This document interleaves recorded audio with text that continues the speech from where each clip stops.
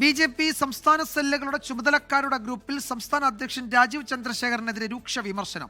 ബി.ജെ.പിയുടെ 20 സെല്ലുകളുടെയും സംസ്ഥാന കൺവീനർമാരും കോ കൺവീനർമാരും അടങ്ങിയ ഗ്രൂപ്പിലാണ് വിമർശനം. പാർട്ടിയെ സംബന്ധിച്ച് ഒരു കാര്യത്തിലും കൃത്യതയില്ലാത്ത നേതൃത്വമാണ് ഇപ്പോഴുള്ളത് എന്ന് അംഗങ്ങൾ തുറന്നടിച്ചു.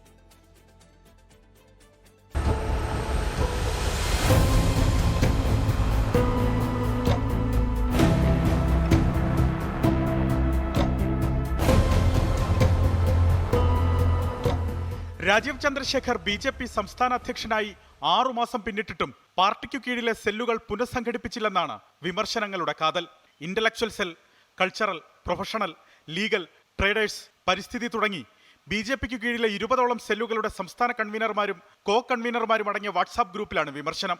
ഈ ഗ്രൂപ്പിൽ ഒരു വിവരവും ലഭിക്കുന്നില്ലെന്നും എന്തുകൊണ്ടാണിതെന്ന് ഓഫീസ് സെക്രട്ടറിയെങ്കിലും പറയണമെന്നും ട്രേഡേഴ്സ് സെൽ കൺവീനർ ശൈലേന്ദ്രനാഥ് ആവശ്യപ്പെട്ടു.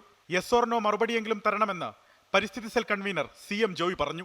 മോർച്ചകളെയും സെല്ലുകളെയും ഏകോപിപ്പിച്ചു പോകുന്നതിൽ രാജീവ് പരാജയപ്പെട്ടെന്ന് cultural cell co convener Sujith Sundar വിമർശിച്ചു.